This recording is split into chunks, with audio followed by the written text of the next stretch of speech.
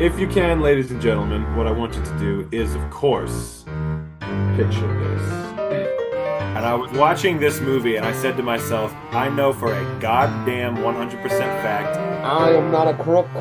I have never been a crook. And I will never be a crook. Fuck it, I will rent it. I don't care. It's really on me. As James Cameron said, the Na'vi hang dong like donkeys.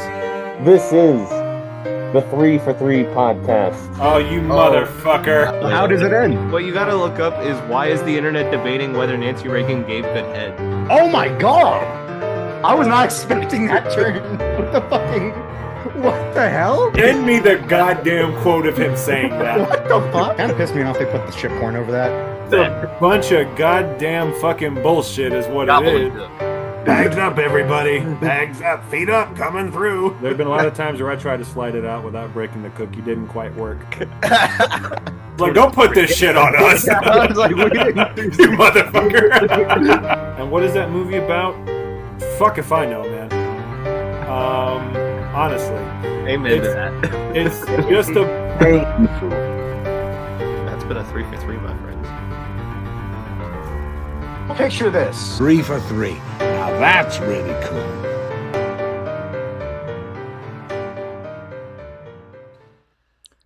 Hello, everybody, and welcome back to yet another week of 3 for 3, where we have 3 insane movies. I'm joined by my co-hosts, Samuel Holler and Jackson Workman. And this is a very interesting week on the podcast. I gotta say, we have 3 very different movies. For once, none of them are really, there's no 2 that are similar. Don't challenge Sam. He'll find something. He'll find a way to connect them I all. was thinking, I can connect 2 of them right now. Actually, no. All Kinda three, connect all 3. All 3 are about criminals, so. Oh, I was gonna say all 3 have one autistic fucking them. There you go. We discovered it in the first minute of the episode. Yes. That would be the through line. I'm gonna say we should go ahead and just get this puppy out of the way. All and 3 start are with about this. terrible fathers. Fair. Very true. I'm gonna say we need to start with we should start with Sam's pick this Oh, week. God. Uh, Wake up, go Sam. Wake up. right into the 400 blows, and because this movie it fucking blows. No, I'm just kidding. 400, but no. Yeah, Sam, I'll let you take it away. Otherwise known as what I wanted to do to Sam after Return to Silent Hill, deal him 400 blows. I was going to ask, before I ask you to picture this, folks, just know if you vote for my pick this week, I will succeed in giving you all 400 blows each. If you know what I mean. But, yes, ladies. And Okay, well, Sam, I'm just going to put it out there. I am going to vote for your pick yet again. So put your money where your mouth is, and your mouth, well, you know where, Sam. all right. Much like this movie, we are all a young little lad inside, ready to break out into the world, ready to start getting the got, just fucking around. And you know what? A crime has been committed, and I think amongst all 3 of us, probably not you, Matt, you probably have seen it, but this is my very first Truffaut film, and it is a damn crime shame that this took so long to happen, because goddamn, you want to know where the French were all the way back in 1959? Well, he's going to take you there, and he's going to take you to the future, and he's going to take you to the past, and you're going to be on this journey with this little boy who's a little deviant, a little fuck, who is just trying to live his life, just trying to understand what it means to be growing up in this world and trying to deal with all the bullshit that comes with it. Like a fucking batshit ass mom who you wish was dead, so you say that she's dead to get out of school, and then you get in trouble. And you can't go to summer camp because summer camp's for poodles. And maybe it's something in his glands that's causing it. I don't know. But I must ask y'all before I give the full signed, sealed, delivered bow on this plot. Is the dish towel on fire, my friends? Because it will be when I'm done with you. Because fuck. This Why would you kid put a is fucking candle there? God damn it. yeah, literally. Why would you put a fucking candle there? But you're Doinel. I think that's how you pronounce that name. You're a little boy. You're just trying to have some fun. You're trying to love life, understand it, and everyone around you is all old and doesn't want you to live life the proper way. So, you gotta fucking fight back. You gotta be that devious little shit that goes around trying to get prostitutes, trying to ride on that ride that like puts you up against the wall and you have to rotate sideways and shit. And it's some stunning fucking black and white visuals. It's goddamn wild how easy you can just kind of seep into this world and into these characters and just be on that ride, and it takes you to some places. So we'll spoil it in a minute, but what are y'all thoughts on the 400 Blows, the Truffaut debut on this podcast? Well, Sam, I don't know what fucking movie you watched, but mine had a lot of sex in it, so I think we watched the wrong movies. This This is is not not 400 400 blows. blows, it's 400 blow jobs, the XXX parody. Yes. That was Which, what you meant, right? No, I'm just kidding. given French constraints, it's probably actually pedophilic. But Yeah, I was wondering, Sam, why you made us watch this on Pornhub. I thought that was an odd choice, but I was like, okay, I'll just go with it. oh damn, y'all watched Gonna it be on on Pornhub. there I watched it anyways. on YouPorn. Oh, so you got the extended cut. Yeah, I got the extended Lucky cut bastard. with two extra inches of depth. Oh my God. Well, I'll let you start, Jackson. I'll let you take it away. Um, well, I will just say that this was a long time coming. This was going to be a potential pick of mine this season, and then Sam said he was going to pick it, and I was like, "Oh, good. I'm glad we'll get it on one way or another." This was my second Truffaut movie. The first was Jules and Jim, which, my God, if neither of you have seen that movie, fucking watch it as soon as possible. That movie, goddamn, man, that floored me when I watched it for the first time. I was just like, what, Matt, you in particular, I think would really like it. It's a fantastic movie. Um, just yeah, floored me. So I was like, okay, I want to see more of this motherfucker. But it was a while before I got to another movie of his. So I was happy to finally watch another one here, and I can confidently say that this also is a fucking masterpiece, and I loved it, and it was incredible, and it was a worthy follow-up to that film. So now I've seen two of his movies. They're both incredible, both wonderful, well made, engaging. This movie was just like, wow, I didn't know what to expect. I didn't know, obviously, I knew it's one of the, considered one of the greatest movies of all time, but I didn't really know much about what the plot was or anything like that. So it kind of shocked me, like the journey that we went on. I wasn't expecting a lot of the places it went to. And yeah, I just was really engaged with the story of this kid and really engaged with, like, the way they kind of paint a picture of the reason he is the way he is. It's very kind of scathing of, like, you know, um the parents and the teachers and just the people who are failing this kid. The reason he is the way he is and he's in the circumstances he's in is because of the failings of these people to properly care for him and nurture him and do all these things. Um and I thought they did a very good job showing that. Because yeah, and apparently it's also kind of based on Truffaut's real life childhood and everything. So Oh, that's buddy boy. kind of fucked up to think about. I'm just like, wow, the fact that he went through some of this potentially is like kind of upsetting. But yeah, it again, like you said, Sam, absolutely fucking gorgeous black and white cinematography, amazing writing. The direction is just for this to have been his first movie.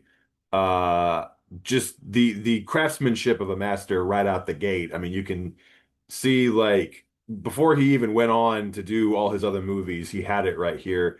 And it just goes to show, obviously, this was one of the movies that kicked off the French New Wave. It's one of the most influential movies of all time. And you got to give the man props. He really influenced a lot of fucking filmmakers that came after him with this shit. He was doing it before a lot of them were doing it. And yeah, Even I just think like visually and like storytelling wise, I think like down to like the score is something that I've heard in French films afterwards. The cinematography was something that I saw influenced into that kind of stuff. It's like down to the nitty gritty. I think every aspect of this movie is influenced into the future. yeah. Mhm. And I think, the most heartbreaking part of the movie for me is the fact that like it didn't have to go that way. It just kind of did. And I'm just because by the end of the movie, it's like, God, he's in this fucking military school, and he's in like his parents have practically disowned him, especially his mom, who is just as cold-hearted as it gets, just cuts him off and, is bragging about it to his face and everything. But it sucks because there's that part in the middle of the movie where it's like they're all genuinely trying to be a family. Like it breaks my heart that whole section in the middle where they go to the movies and then they go for ice cream and they're all getting along and they're being like this happy family and you're just like, "Oh man, like it feels good." You feel good during that part. And then you see where they get by the end where he's run away, he's stealing the typewriter, he's at the police station. But the best part of the movie, I think for me, was the scene where he's in the back of the police car and he's just like staring out the back, like looking at the streets, all the lights and everything, and the music is swelling. And he see like that the town where like earlier they're going through and they're like, having fun and being happy and everything. And now he's seeing it from like behind bars, basically, knowing that he's gonna be in jail and that tear goes down his face and he has to see all of this from that perspective. He can't be out enjoying it and everything. That This shit was shit so is effective. Oh fucking heavy. shit. Now Oh that you shit. say it, it is really goddamn fucking heavy, and I would not want to Damn. run around this fucking town with Damn, this you for got to return that. You got to return that immediately. It's But Or okay, I else yeah, you'll broke be it. go get arrested. mine. But Good shit. But yeah, that was the most heartbreaking part. And there's so many other things about it too that work that we'll get into. But yeah, I guess those are just my basic off the top thoughts. yeah, I mean, I definitely had seen this before. I just didn't pay attention to it much the first time. I was kind of like throwing it on, and I just kind of wanted to be like, I need to see this movie. But this time I really got to pay attention to it, and kind of like you said, Jackson, it's just heartbreaking at times. I mean, there's no good way to say it, and like, yeah, you kind of feel people are failing him. Like, like you said, it did not need to go this way. Um, like Sam said, beautiful black and white cinematography. That fucking scene made me nauseous a little bit when he was doing the spinning around thing and everyone was looking down at him. Like when it was over, I was a little bit like, "Oh my God!" Uh, and just was so well shot. Um, very funny at times though. There were times where I was like laughing and being like, "I don't know if I'm supposed to be laughing, but I think I am." Like I'm pretty sure this is kind of funny. Uh, it did hurt me when his dad bitch slapped him though. Like, bro, bam, bam. I was like, "Oh my God." Yeah. Um, and his dad knew where they were hiding the eggs. And I was like, okay. But basically, a lot of it was Well, what you said. somebody's hiding the salami with his wife, so Yeah. I knew the moment that he was like, the boss needed her for inventory. I went, oh boy, she's cheating on him. yep. And so, yeah, uh, heart like the ending is great though. I love the shot of him just running, like biking down that street, and then that freeze frame move in on his face was great. Uh, yeah, I mean, a lot of it, like, not to be redundant, but a lot of it was what you said. It was just like constantly, I was like not sure where, because I'd seen it before, but I still wasn't sure where it was going to go because I didn't remember much of it. So I was like on the edge of my seat the whole time to a degree. More relaxed in my seat, just, hoping it goes well. And of course, No. not well. So, yeah. But yeah, the Yeah, Web of these kinds of Lies. movies usually don't. It usually ends not well for the main character. Yep. The Web of Lies that are created from the get go just keep growing and growing, and that's where I love as much as his relationship with his mom is awful, that scene where he catches her with the dude and he just is like keeps walking and looking back at her, and then she's like looking at him, and neither of them can rat each other out because of the circumstances, and then so it's just like this dirty secret that just keeps getting worse.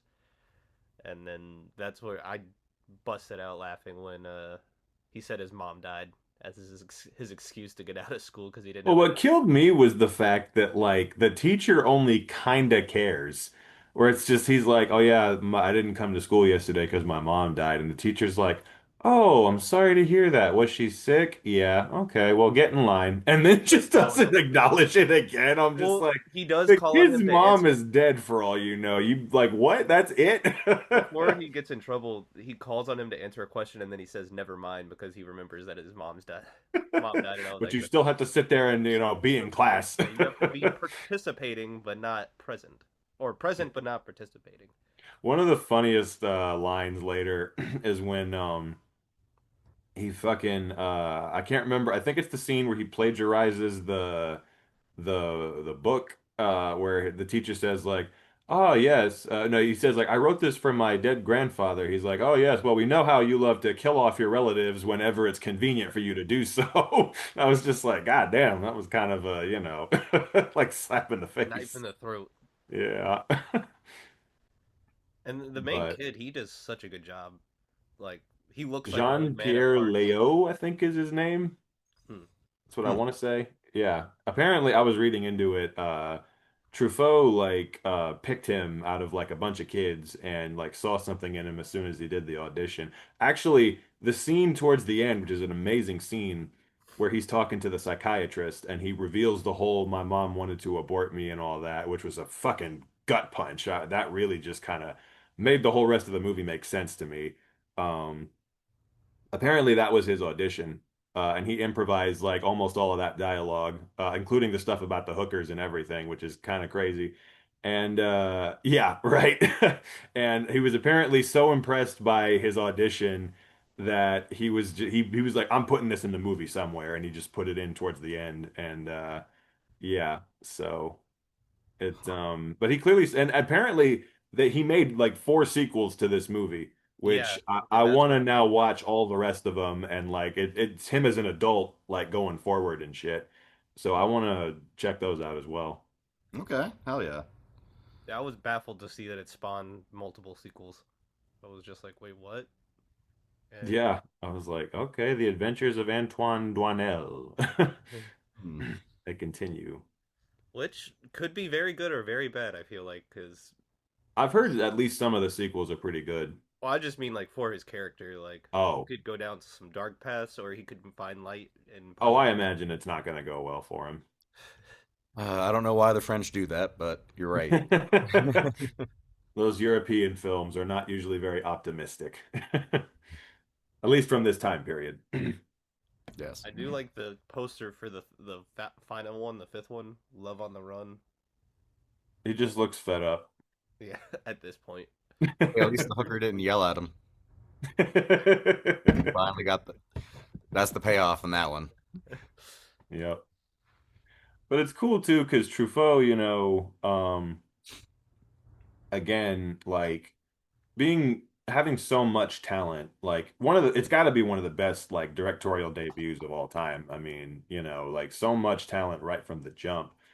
And it goes to show, some people can put their money where their mouth is. Obviously, this whole generation of French filmmakers, a lot of them started off as film critics, like he did and Godard did, and a lot of others, And he was just like, all right, I'm done talking about it. I'm gonna do it.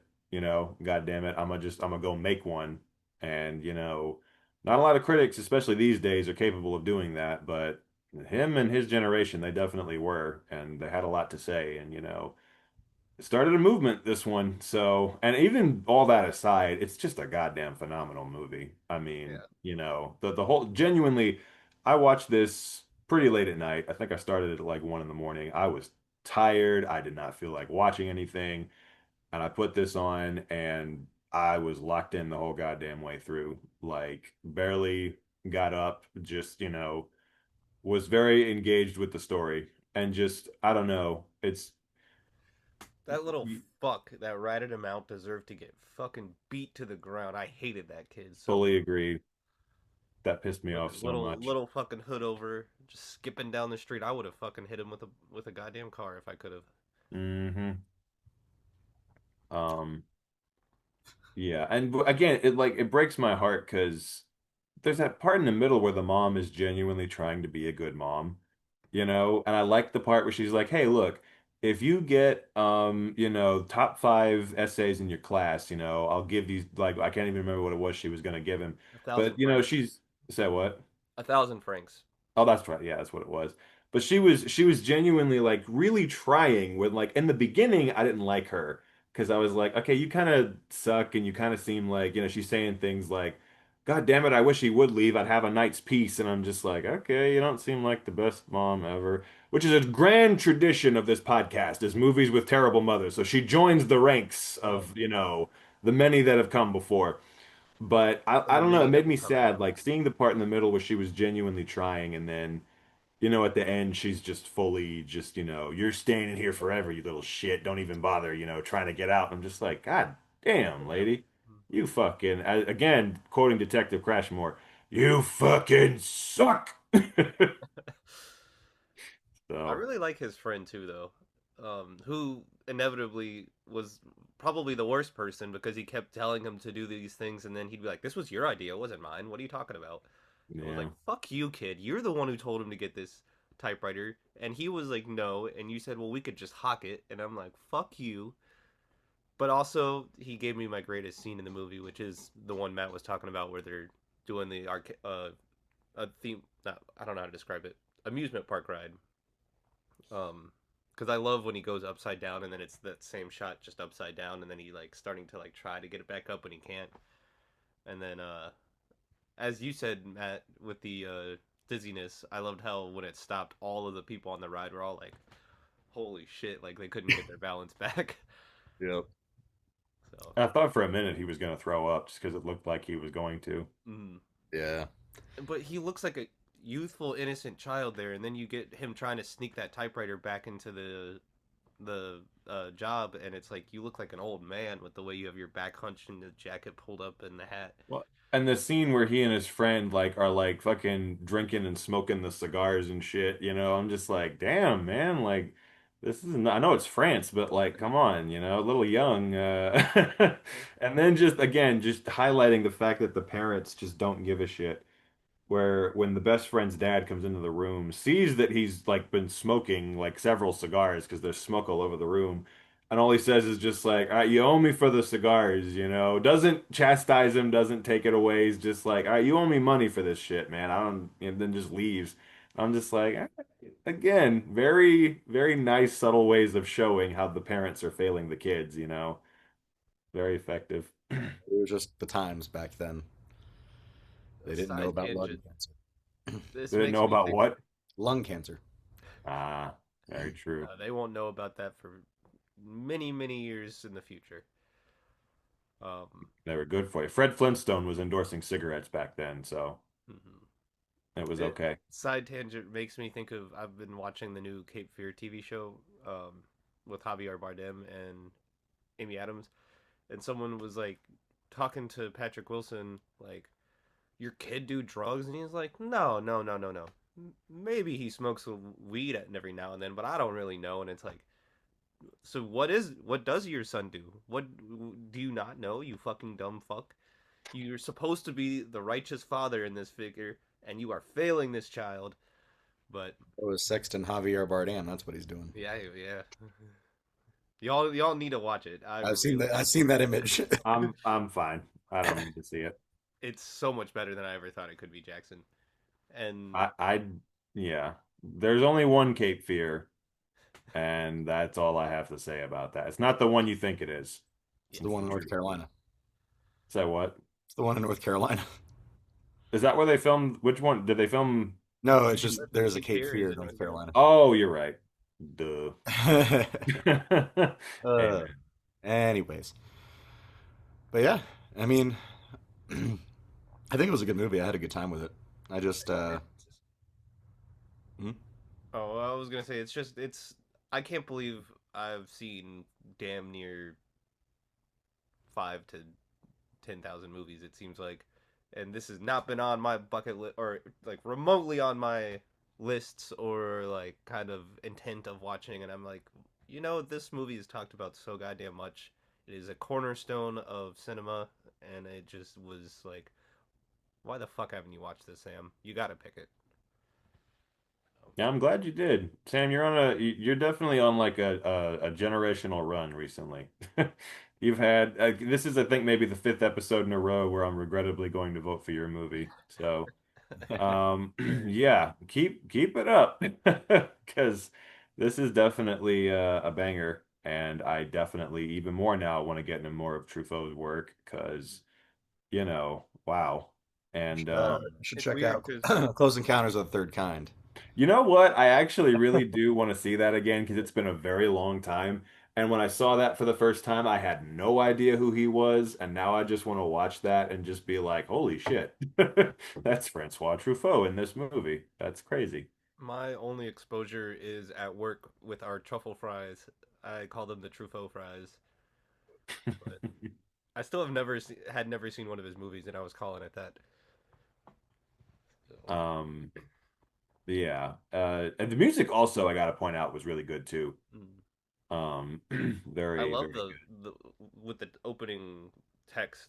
Just the way the music kind of played with that, and then the shots of the city as it was just like you're getting into this world, and it's good. Yeah. so playful, and then it gets so dark. I also just have to highlight the teacher was such a prick. Like, but that actor, whoever he was very good. Smoking that giant pipe. Hmm. And yeah, and then the scene where he's trying to teach him English and he just goes, "Bitch." It was just like, holy shit. That's Father, like you have a lisp. yeah, yeah, like you have Manta. a lid.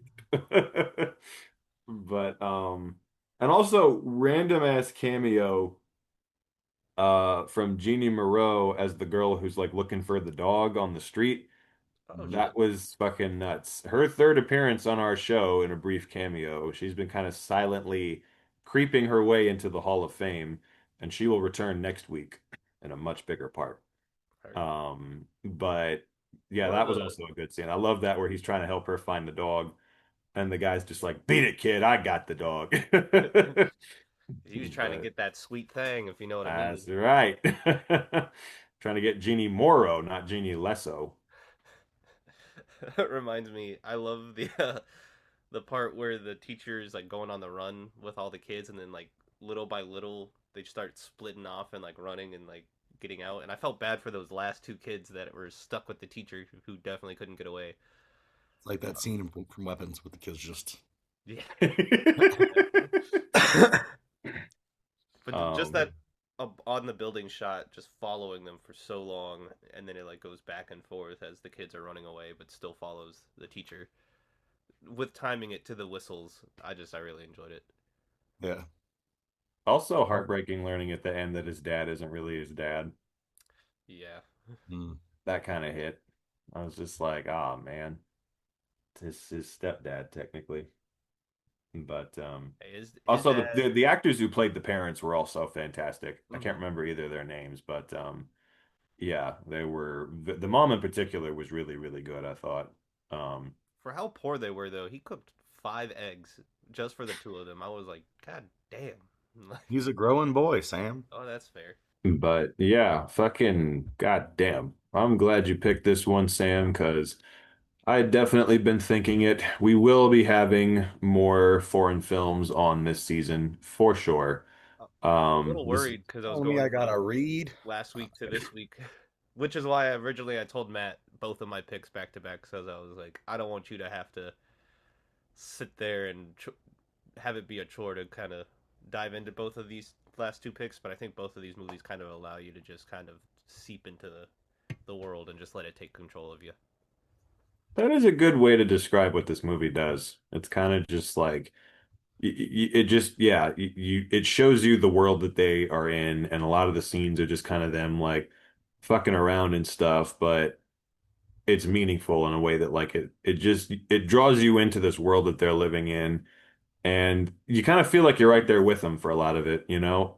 Like you're just fucking roaming the streets of Paris, just fucking around, you know, in like a fun kind of way at first, and then it's not so fun And then it's later. not funny. Not fun at all. Then You're carrying that typewriter and it's heavy as shit. And I'm just like, well, they're putting him in the same cell as like fucking prostitutes and shit. I'm like, that, like a kid. I'm like, God damn, France, I know you got some, you know, very fluid sexual morals, but I mean, shit. That's a bit much.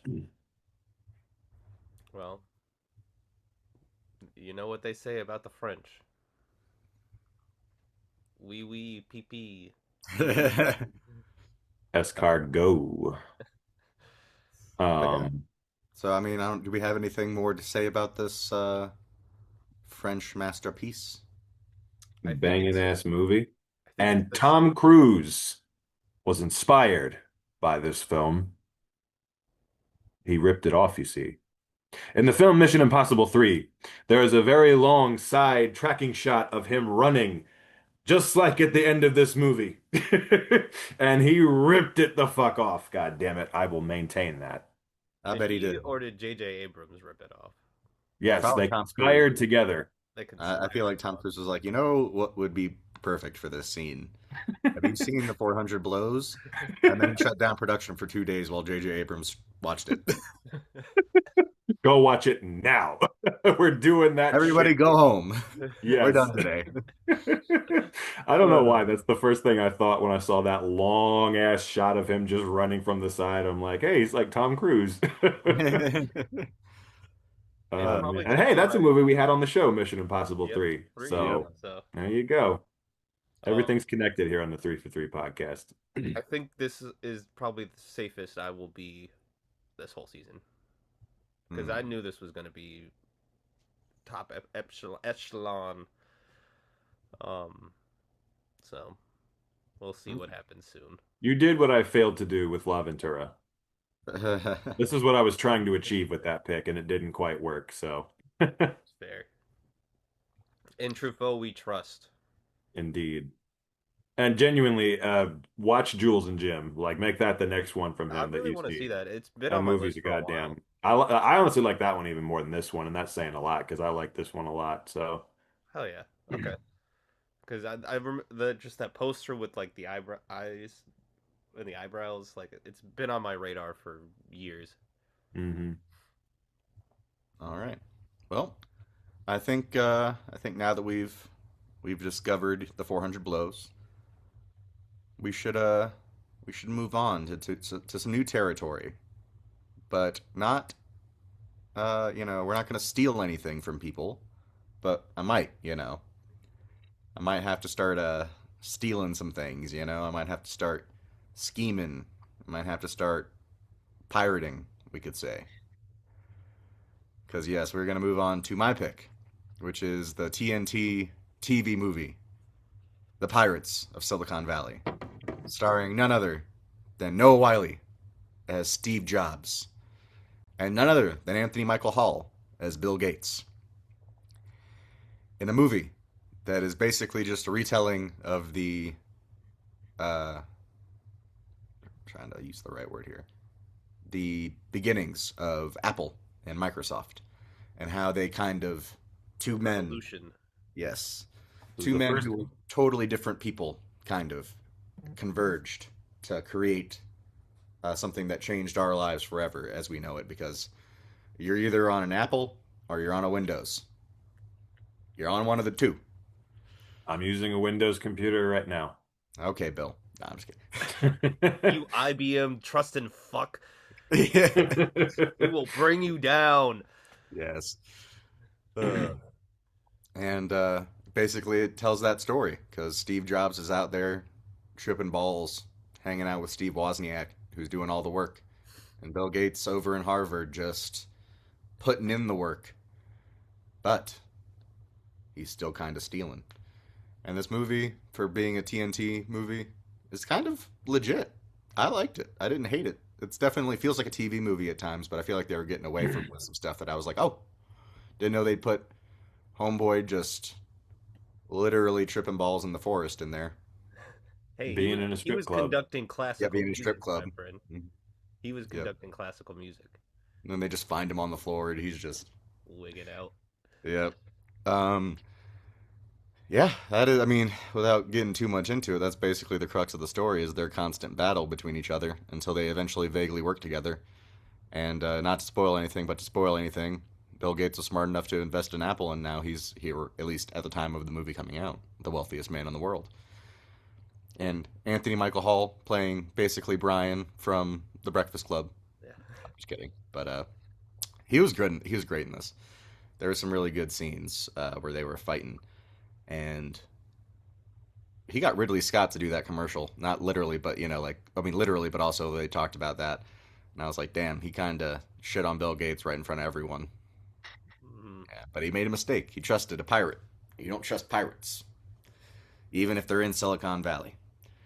But yeah, so Especially if they're in Silicon Valley. Yeah. yes, but I thought Noah Wiley also did a good job too. But I like Noah Wiley, so it's kind of easy for me to say that. What did you guys think? Matt, you said he was putting in the work, but really he was just putting that floppy disk in me. Just so you know. Nice. Now let's see Paul Allen's Microsoft Windows. Yes. As soon as I heard that name, I was like, huh, interesting. I don't know why every time there's like a fucking Steve Jobs movie, they always make Steve Wozniak the person who's like the one telling the story or like the righteous Well, one, and I'm see, like, I guess because he is, but still. Because he is, yeah. this He's the is one the who actually built the goddamn computer. perfect Yeah. prequel to the Danny Boyle No, Steve that was my joke, was this is the first entry in the Steve Jobs cinematic universe. The second entry being the Ashton Kutcher movie, and the third entry being the Danny Boyle movie. Yep. It works. It works. Before I dive into why I love this movie, um, it really threw me the fuck off because the last ending credits music is so good, and then I finished it and then started watching Lee Cronin's The Mummy, and that song appears in that movie, and I was like, I'm having some weird fucking deja vu issues right now, where my brain's like short circuiting because I've heard this song twice in like the span of an hour and a half. Um, Go check that out. That movie fucking made me sick to my stomach. Um, which tangent. This movie is fucking goated. Any and all TNT original movies I will ride or die for, and this one is a fucking banger. I love the way that they tell this story, and that it's like that mockumentary kind of esque thing where you just have them like walking and then the freezing of the environments and some single person's talking. But I do really want to stress how fucking jarring it was seeing John DiMaggio as like a person and not I like did not know that was him until the end credits. I was like, and it was crazy because his voice sounded so familiar for a lot of it, but it just didn't look like him at all to me. And I was like, holy shit, what? it fucking threw me the fuck off when I heard Jake for a second from Adventure Time, and I was like, and then I looked it up. I was like, what? You don't even look like this in general, much less your voice doesn't ever make me think of this. But it just has such, I don't know how to describe it. Which was actually, this is a very good way to describe it because I watched it after seeing Mandalorian and Grogu, which is a movie that has zero flair or visual style in any way. And this movie fucking brings the flair and the visual style and puts you in the action. Even when it's just fucking people talking, you're in the action. You're feeling what's happening. You are excited for where it's going to go. And then it will cut to moments like where they're racing the cars or racing the tractors. And it's like, this is so fun and just heartwarming, light-hearted. And then it gets so fucked because he's a bad father. Um, and then also just his destruction of the people around him and his inability to see where he fucked up until it's too late. I don't know. I really enjoyed this version of it, and it was just everyone did such a good job. And I love the part where he goes to see his daughter and she gives him the flower and he's just sitting at the car waving it at her, looking at her, and then she goes in and then just that gut punch of like, yeah, you gave up this life, you little fuck, and you got to live with the consequences of that. So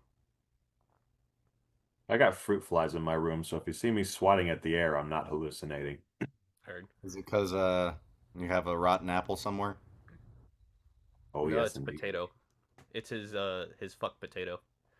Mrs. Potato Head, if you could if you could picture that, folks. Picture this. I encourage you to picture that, folks. But yeah, it this movie was interesting. I, wasn't really sure what to expect from it, to be honest.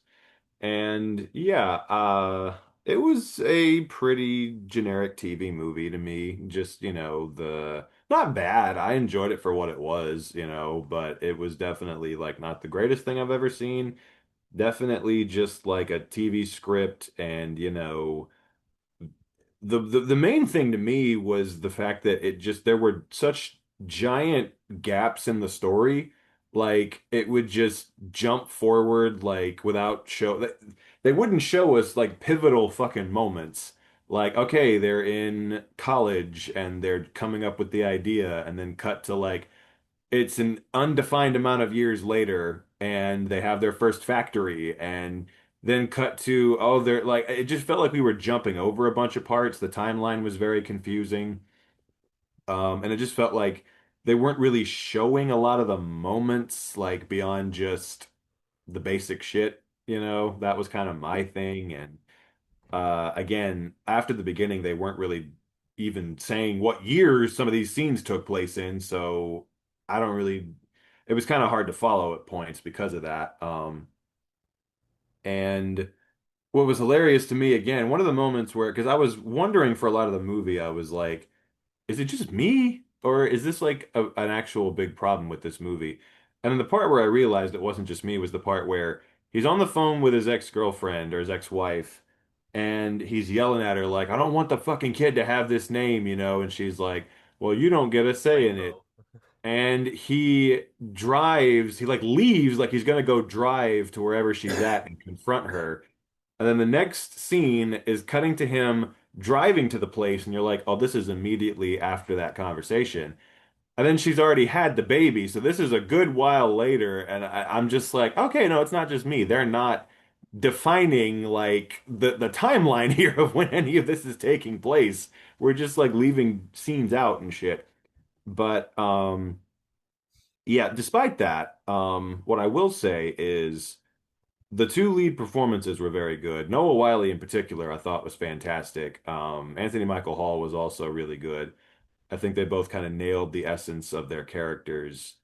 And what I will say is, based on what I've read, um, it seems like, to their credit, this one of the three Steve Jobs movies that I am aware of, this is the one that is actually the truest to real life. Because I remember when the Michael Fassbender one came out, reading what Steve Wozniak had to say about it, and he enjoyed the movie, but he said like, yeah, a lot of this didn't really happen as far as like the conversations and things like that and the way everybody was written. He was like, yeah, it's a great movie, but it didn't really a lot of this kind of didn't really happen. Whereas apparently this one, he said like, yeah, every scene in this happened in real life. He was just like, maybe some of the details were changed, but basically every scene that you saw, at least from our end, happened for real. And they nailed Steve Jobs' personality and they got a lot of that down. And I was like, all right, so props to them for like actually being historically accurate with it. So the I'll give grand them the credit for Grand that. Waz is a fan of Joey Slotnick, just not Seth Rogen. I think he has Grand met Seth. I think Waz. he did say what? Grand Waz. Grand was. Like close enough to Grand Wazard. Indeed, Not look at the man behind the curtain. He is on LSD. but and I also give them props for again because like I don't know if it was how it was for you guys, but like for me growing up, Steve Jobs was like the public image of him that I remember was like he was this benevolent inventor, like this great genius guy, who just wanted to share his gift with the world and everything. And that was the way that like he was always kind of presented when I was growing up. And then I remember when the Michael Fassbender movie came out, being just shit like shocked beyond belief at the way he was portrayed in that movie. I was like, is this real? Like, they're making him look like a complete asshole. I was like, what the, like, really? Like, that's not the image of him that I ever. And then you read into it, and it's like, oh, yeah, he was an absolute fucking scumbag in real life, just treated everyone around him like shit, was a deadbeat father, and, all That's this the kind thing. of stuff. And so it was stunning to kind of learn that. So I give these guys kind of props for showing that so honestly all the way back in this came out in 1999, when I feel like that was not the image of Steve Jobs whatsoever. So I give them full props for fully portraying him that way. And one of the funniest parts is they basically portray Bill Gates as a conniving thief, and the funniest part is Steve Jobs, when the movie came out, did not like it for obvious reasons. He was very critical of it. He said Noah Wyle did a good job playing him, but other than that, he hated the movie, It's not trashed about the it money. because of his portrayal. Bill Gates straight up said, like, yeah, that was a pretty accurate portrayal of me. He was just like, yeah, what the fuck you want me to say? Like, yeah, that's pretty much what happened. Um, and I'll say this, you know, we can say whatever we want here about the way they're depicted. There are a lot of scenes where Steve is being an asshole, obviously bullying his employees and questioning them about certain aspects of their past and things like that. But if you think that's bad, ask Bill whose plane he was flying on. That's the real the real question here. I Suddenly finally, Steve I doesn't look finally like brought it back to the podcast. I was gonna say Suddenly Steve doesn't look like that bad of a guy. you will read all about it in Nancy Drew's files. Check the flight logs. That's all I'm saying. He The was kid not from Microsoft at all. He was hard. Micro Hard. See, I want to read that black box, but really, my black box is the one that needs to be read. hmm Yep. But The kid from the Four yeah. Buffaloes grew up to be Jeffrey Epstein. That's the. Oh my Lord. But I had to do it. Yes, yes, That I had that one locked and loaded while I was watching it last night, so I was like, I'm getting that on the show This is somehow. about to be something very controversial, but in the depiction of the Steve Jobs universe, do we ever really see him actually invent anything, or is he just a No, dude who can because he fucking didn't talk? invent anything. He And can He just I'm just fucking going to talk his say it. ass. I am one of those people who thinks that Bill Burr has a hilarious bit where he's just like, all he did was basically say, I want all my songs in this phone, get on it. And then a bunch of scientists actually invented the goddamn shit, and I'm like, yeah, pretty much. That's how I really, because Wozniak was the actual guy who built the computer, built the technology, built all that shit, and Steve is just walking around like, I'm a genius. Come up with this shit I'm now. And it's employee like, number 0. You're employee 1. I'm 0 because I'm from the ground up, bitch. yeah. Steve Jobs sold it. That's what he did. He didn't create it, he didn't invent it. He was the guy who used his personality and his charm to sell it. Like that's basically what he did. Is why I love the IBM scene where Bill Gates lies out his fucking ass having an operating system. It's like, we didn't That have was this one of those shit. scenes where I was like, is this true? Did Bill Gates just pay $50,000 to some fucking guy and become the richest guy in the world stealing somebody else's technology? I was like, that's fucking insane, man. But You know what? Sometimes you got to be ruthless in this world. I guess so. Gotta be a And pirate. Gotta be a pirate. even Bill Gates, who looks like the nerdiest fucker you've ever met, is hmm kind of an insane person.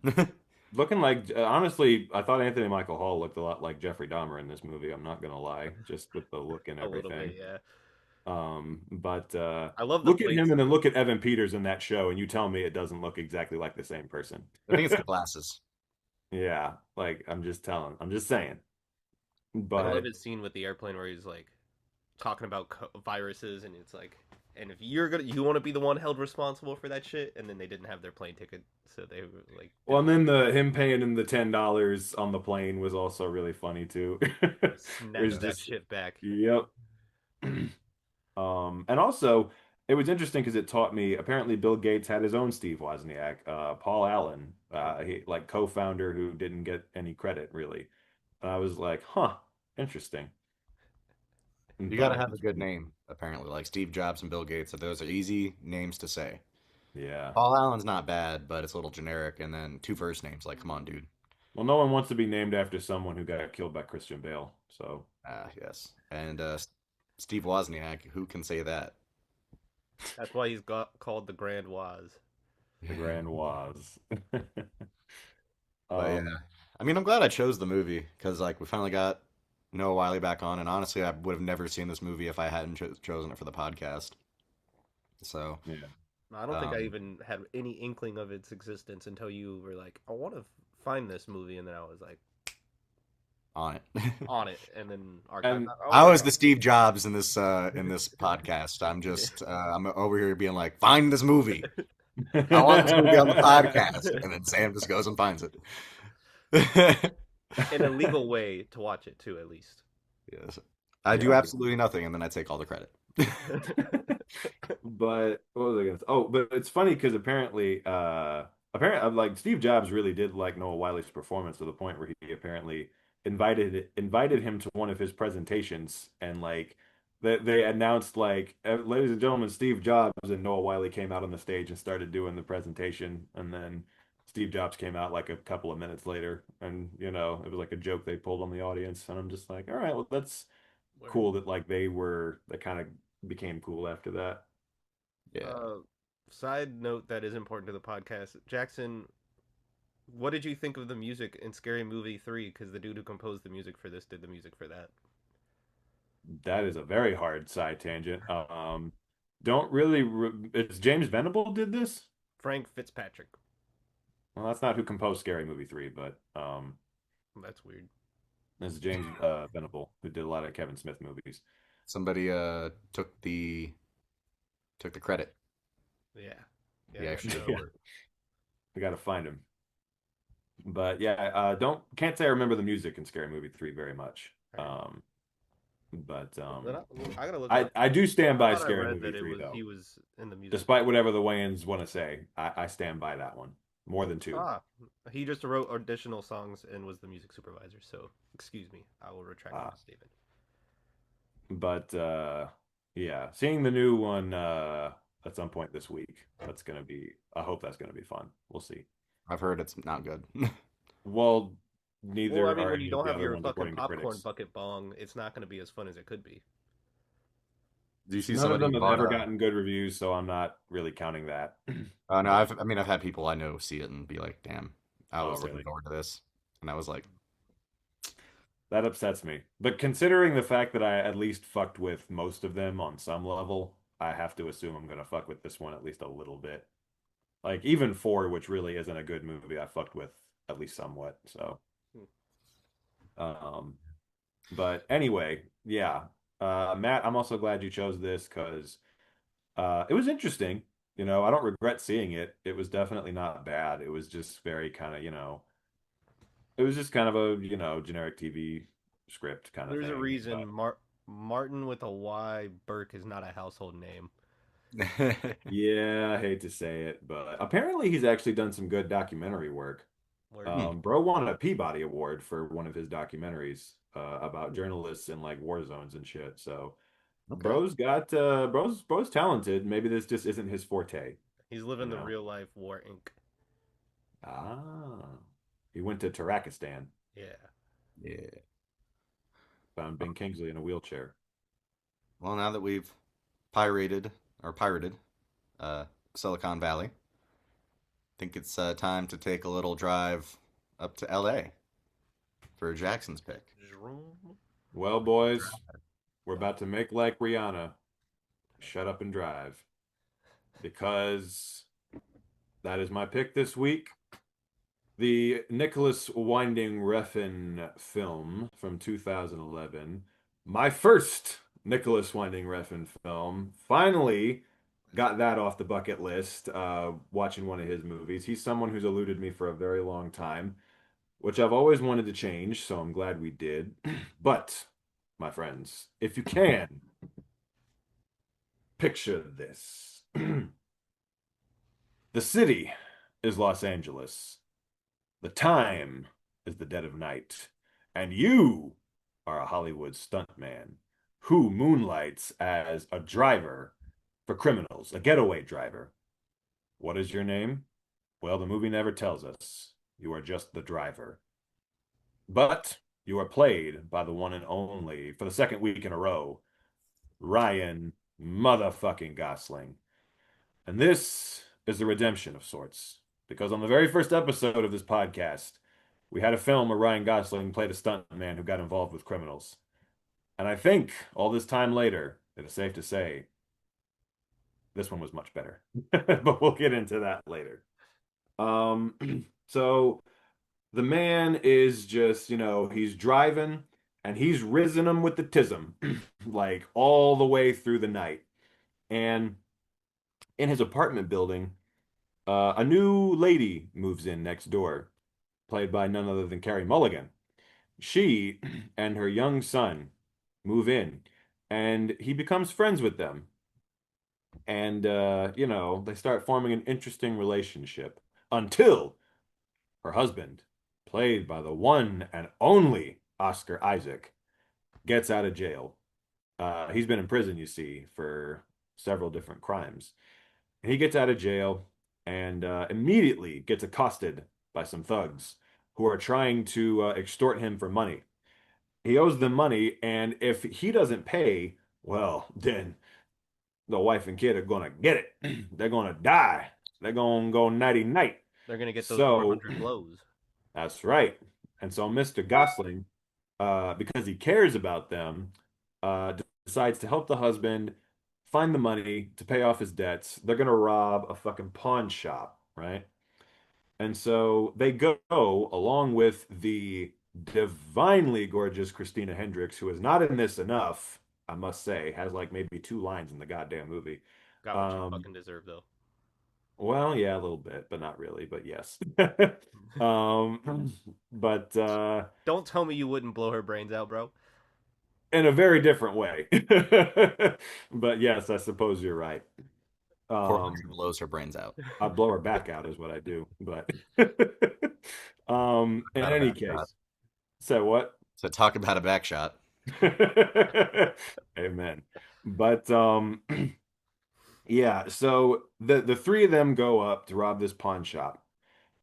But what happens? Oh, well, things go south very fucking fast. Oscar Isaac, not to, he gets fucked. He gets murked right there in front of him. And so the two of them drive away. And Ryan Gosling realizes, oh shit, these people we just robbed are connected to these badass fucking criminals. And who are these criminals? Well, you got Ron goddamn Perlman. He's the main guy who they ripped off, and he is not to be fucked with. He's a Jewish man who owns a pizzeria. He don't give a fuck about the rules. He doesn't give a fuck. What is This it is Bryan not a man to Cranston be says to trifled him? with. What is it Bryan Cranston says? Like, couldn't find pussy in an animal shelter or something like that? No, he said he couldn't find pussy in a whorehouse. Yeah, that's what he Whorehouse, said. yeah. Which is a great line. Yeah. And his partner, Ron Perlman's partner, is returning 3 for 3 favorite, Mr. Albert Goddamn Brooks. It is a rule that we must have him on at least once a season, whether he's acting or directing something. And he returns to the podcast yet again. And also, yeah, so that's who they ripped off. So they're coming for Ryan Gosling, and they're coming for Carey Mulligan. And Ryan, good old Ryan, he's got to take matters into his own hands. He's got to fuck shit up to protect himself and protect his new lady friend and her son. And also, we got Bryan Cranston in this as his best friend, who is a mechanic with a limp. And yeah, it's a wild ass ride, ladies and gentlemen. It is a wild ass time. It's brooding, it's mysterious, and it is what it is. And it was an interesting time. And before I go into what I thought, I will Real let the quick, two Jackson, of you got this on the 5-minute perfect, just like his rule. You get me for 5 minutes, no minute before, no minute after. But that was 5 minutes. I just timed it. And now we have about 5 minutes left in the meeting, Yes. so it works.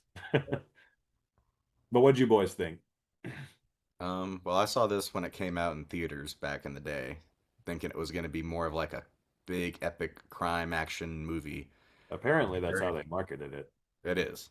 I was very fucking confused as a kid, and I didn't know if I liked it or not because it didn't get violent until the end, and then all the violent scenes were like quick to me. But I liked it.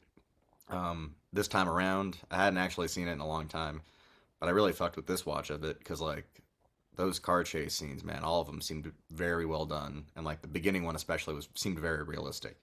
Uh, like just him evading the fucking cops in that Chevy and then just parking and getting out and just whoop, and then the little like his run in with the cop and he just hops out of his way. Uh, Ryan Gosling's great in this movie. Bryan Cranston's great in this movie. Albert Brooks is the most insane, sadistic motherfucker ever. From being like such a nice, fun guy in all the other movies he's been in to this, where he's like just a stone cold killer. Maybe it's the lack of eyebrows. Face. Yep. That scene where he sticks his hand out for Ryan Gosling to shake it and he won't do it was so goddamn tense. Like the amount of fear that he put into me just from like, it's okay, my hands are dirty too. I'm like, oh God, please shake his hand. Yep. I think it's the lack of eyebrows that does it for me. It's Yep. like, Marlon, what are you doing? In this one, he's finding his money. Well, it's funny because his partner Ron Perlman's name is Nino, and I was just like, Nemo, what? Bryan Cranston's so good in this movie. Oscar Isaac, I mean, everyone is great. I remember I didn't know who Oscar Isaac was when I saw this. He was just a nobody at the time. It He was wasn't just really standard. until it wasn't until I think Inside Llewyn Davis when I figured out who Oscar Isaac really was. But anyways, violent as hell, like, and then also Ryan Gosling wearing that mask, scary as shit. I'd be terrified just seeing somebody walk up and like just standing in when he's standing in the window watching Ron Perlman. I'm like, ugh, creepy as hell. Uh, yeah, I mean, 10 out of 10 movie, almost 10 out of 10. It's a little, well, no, I'd say it's a 10 out of 10. I fucked with it, and per my review, bros got the tism. I'm glad we were on the same train of thought with that because there were many points in the What's movie your where I review? genuinely was wondering, like, is he autistic? Like, why is he acting like this? But I'm not, I'm glad I'm not the only one who had that thought. No, I mean, I was like, that's how he's bonding with the kid because the kid's got it too. It's second callback to Silent Hill this episode. It's like when you and the homie have the same autism. Yep. Everything comes back to Return to Silent Hill. Apparently so. We The always returns. return to Silent Hill. Yes. Sam, I'll let you take it away, or if we want to start a I new. can say this quick because I feel bad. I love this movie. This movie fucking slaps. Like slaps harder than the donkey's ass. But this sounds horrible, Jackson, and I don't mean to turn you off. But this is the bottom barrel Nicholas Winding Refn you can ever get. This is like everything he does, but contained in a very commercialized package. Um, it's not his weirdest. It's not his most fucked up. It's not his most violent. But it all contains all the elements that makes a Nicholas Winding Refn movie so goddamn fucking good. And I think this is one of his best written ones, from a construction standpoint of the story. Um, Fucking gorgeous. I love it. And the scene where he is just brutalizing that dude in the elevator, and you are Carey Mulligan witnessing the horror and just the like the hair on his neck and just the like guttural, just fucking animalistic aspect of being a man in this crime world is fucking freaky and jarring and upsetting. Um, and the first time I saw this, I was like, good riddance to Oscar Isaac. This time I actually felt really bad for him. And I was like, man, he just wanted to get out of this and to like live his life with his wife and his child and just be free. And he was taken away from him far too soon. But I think everyone fucking kills every single part that they do. Bryan Cranston's so good, almost unrecognizable in the beginning when he's like when you don't see him up close and he's just like walking down with his limbs smoking, and he's like, "This is the car," and all this kind of stuff. I love that kind of teamwork aspect that this dude has his higher up kind of like older dude kind of teaching him the ways of being the stuntman and then finding the system and playing it and all that kind of stuff. But Less than a minute. shit, we'll start another. I love I'll this skip movie. it. Well, Sam, I'll just take the baton from you there and just say that it's funny because yeah, my first Refn movie, am glad to finally watch one of his films and get a sense of his style. I mean, everyone knows, like I've always known of his reputation for like how the style of his movies and everything. So it lived up to that for sure. And it was cool actually like witnessing it though, like seeing one of his full movies play out. Something I will say is I did enjoy this movie. I thought it was very well made. I thought it was very well directed. I thought the tone and the atmosphere were spot on. All the performances were great. Ryan Gosling was fantastic. Everybody, Carey Mulligan, Oscar Isaac, Albert Brooks, Bryan Cranston, Ron Perlman, everybody was very, very good. Christina Hendricks was not in it enough. I stand by that. I wish she was in it more, but had some memorable stuff in the few little scenes she was in.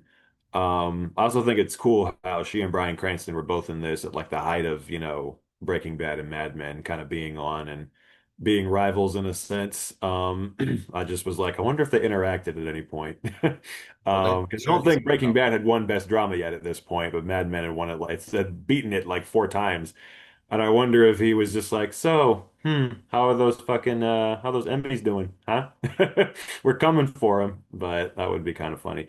But Sam, counter to your point earlier, I genuinely think the weakest part of this movie is the script. That was kind of the one area where it did fall a little short for me, was I thought it wasn't bad, it was just kind of standard, it was just kind of like, okay, like on the page, this is kind of just a standard crime thriller. And apparently that's because in the original script there was a lot more dialogue and like a lot more getting underneath, like getting through the characters, like and exploring them more and peeling back the layers.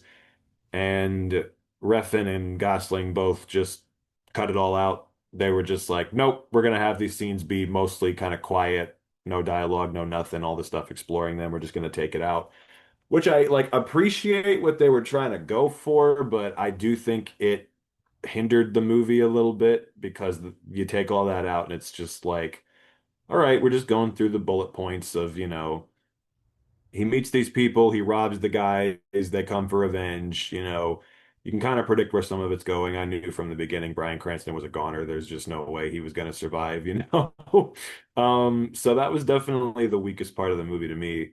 That being said, again, still enjoyed it a lot, still was invested in the story quite a bit, still wanted to see him succeed, and I was invested in his relationship with Carey Mulligan and the son.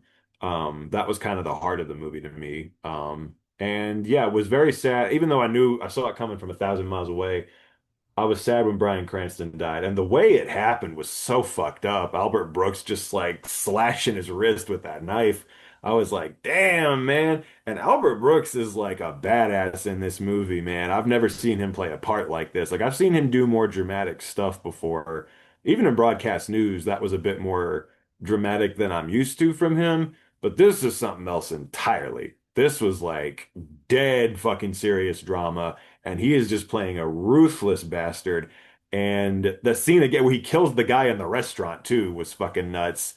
I was like, man, I've never seen him play like a sick murderer before. This is crazy.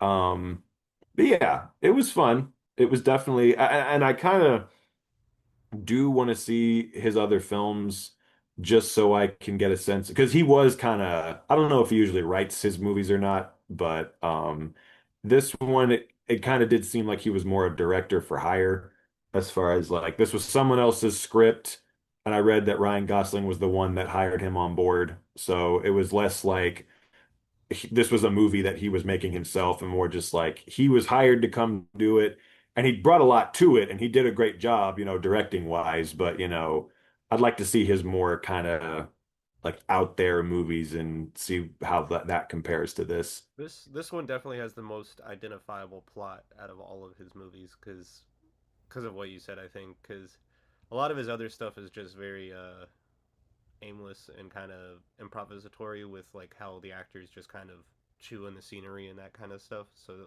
this like I think out of a lot of his movies actually has a direction. You're not just stagnantly floating in this void. Um, but we do have to thank him for Mads Mikkelsen having a career. So I True. greatly appreciate that. Yeah. But yeah, I mean, I don't know. That's it definitely is his most commercial, I think, from what I can tell. Like what I'm trying to remember all his movies, but this is his most like commercially viable one. But I mean, I love seeing Ryan Gosling with that hammer, just shaking the whole like sweating and shaking when he's on the phone. God, his threat to Christina Hendricks was rough when he was like, "Shut the fuck up, or I'm gonna beat the shit out of you." Yeah, he's like, if you now you just got the a boy's father killed. That wasn't good. Now the next words out of your mouth better be the truth. And I'm like, fuck, he does not care. Having the like um omniscient kind of like aspect of him come out in parts was really cool because like the dude coming up to him in the diner, he's like, "I will fucking knock your teeth so far down your throat that you choke on it. Like, get away from me. We are done." Like, you Yeah. felt like this intensity anytime he spoke. Yeah, we are 2 for 2 on Ryan Gosling so far or this week. Yeah, back to back great Ryan Gosling performances for sure. Yes, he was not a gooseling in this one. No, he had grown into a full-blown Gosling at this point. Yes. He's a When he's rubber. old, he'll finally be a goose. He's a rubber duckling. Um, yeah, he genuinely because it's I've seen him do like the stoic Ryan Gosling character before. Like at first I was like, oh, this is just going to be another him trying to be kind of stoic and cool kind of thing. But no, he played this one very different than a lot of his other performances where he's done that. This one, there was so much more of like an edge to him and so much more of like a like this motherfucker is docile if you don't push him, but if you push him, he'll snap in a fucking Yeah, like second. You he's at the felt edge that of throughout the whole snapping movie. constantly. Hmm. And like the scene where he like brings the bullet back to that one criminal guy and like puts it on his forehead or in his mouth or whatever, and he's about to kill him. I was just like, oh boy, I believe that he's about to kill this man. Like he's gonna fuck him up. And then just the guy, that was also a crazy scene, the guy being like, yeah, so that's what he's getting paid. Here's your cut. And it just holds up his palm. It says fuck you written on it. I'm just like, wow, guy's a dick. I love the way Nicholas Winding Refn makes gangsters. Like the personalities he gives each and every gangster in all of his movies is just like, you are a fucking wild ass goddamn motherfucker, and who's gonna get what's coming to him. And lo and behold, none of those strippers were like shook at all when he was just destroying him. I was No. like, oh, all Well, they right. were probably afraid to move. They were like, I don't want this guy to fucking throw the hammer on me. Yeah. Well, he'll be throwing the hammer down, but Oh yes. Yeah. Also got to say, all of the like action scenes were very good. Like the scene with Ron Perlman on the beach was incredibly well directed, and just like, yeah, the scary image of him in that mask, just like just like, just like, Ryan got him.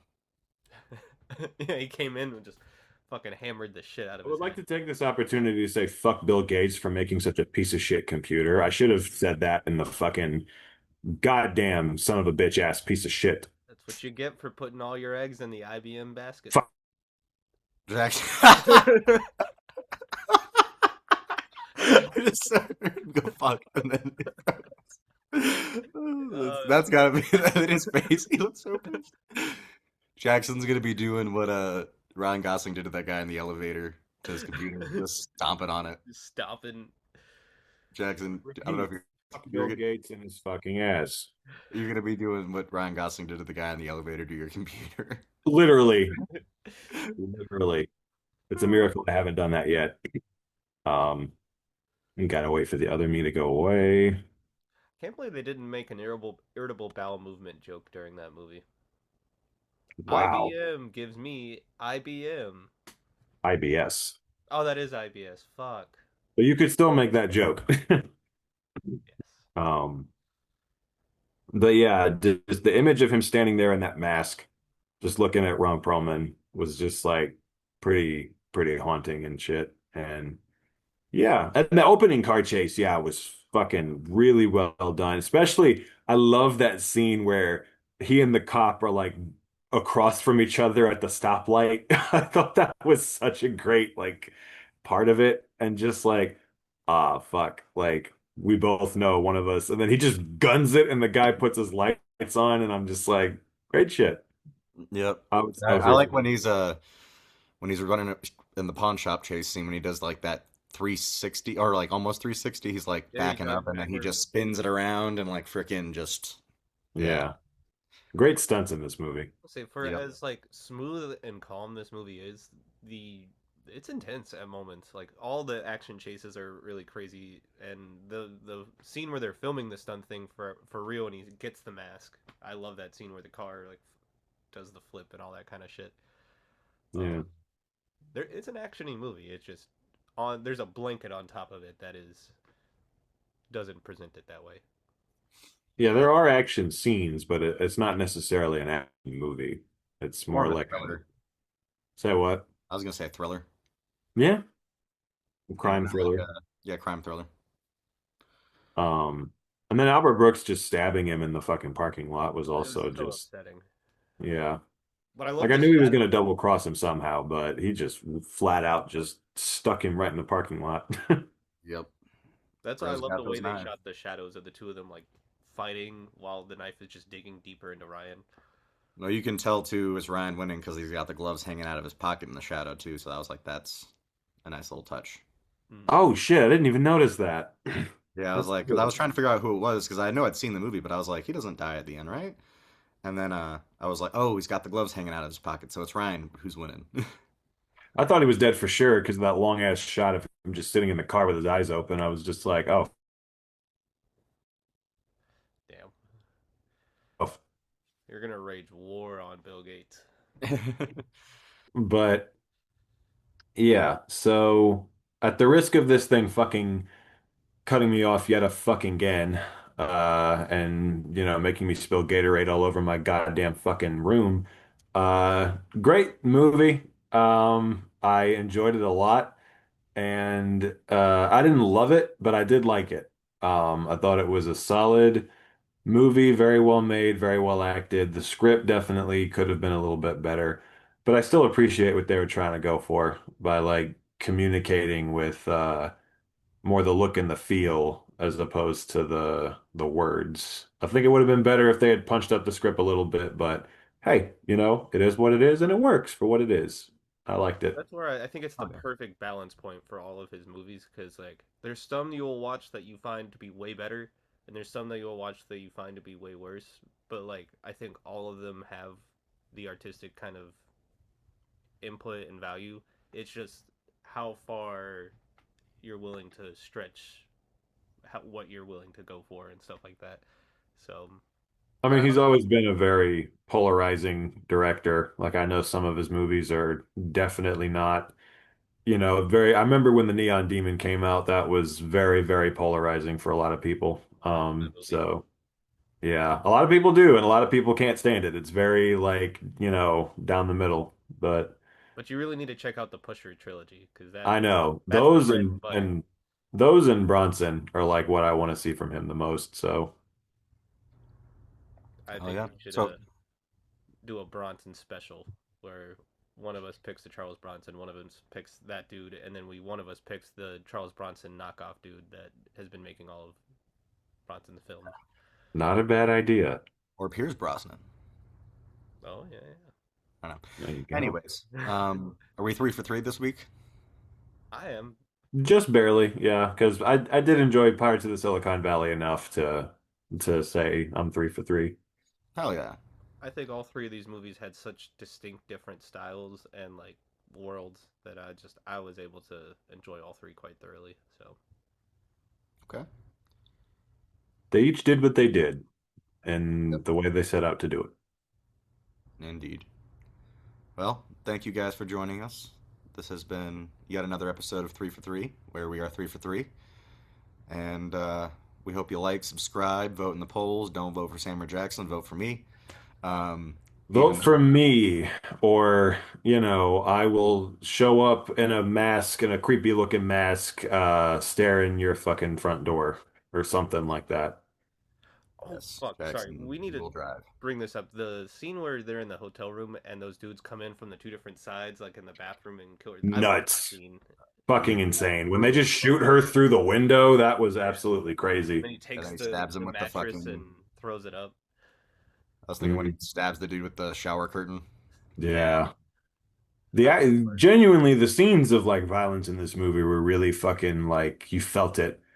Like, yeah, when he's stomping the fuck out of that guy in the elevator, I read that apparently they had to cut a lot of that out. Like, as bad as it was, it was actually way more violent, and they made Refn like cut a lot of it out. And I was like, damn, that's saying something. Yep. I think it works better not seeing the, You see just enough Yep. to where it's See still that face disturbing. cave inwards with that last stomp, and that's all I needed to know that that dude was fucking dead. Oh yeah, no doubt. Well, let's hope that doesn't happen to any of our viewers, as long as they just vote for me. Or me. Hey, Oh, that's the only unfortunate that's the unfortunate position we're putting them in is it's going to happen. One of us is going to do it to him. It's just a matter of who. Choose your fire, basically. Exactly. I think people would be willing to accept punishment from both of you when the reward is 400 blows from this little thing right here. Sam, So you better pay up. I mean it. We're seeing each other at the end of June, hopefully, so I'll be waiting, my friend. Oh boy. I'll be on my knees. All right, guys. Well, we hope you join us next week for another set of movies that will be determined. We'll unveil Some returning favorites will be here next week, so and some Yes. returning not so favorites. uh-oh. All right. To be continued. To be continued.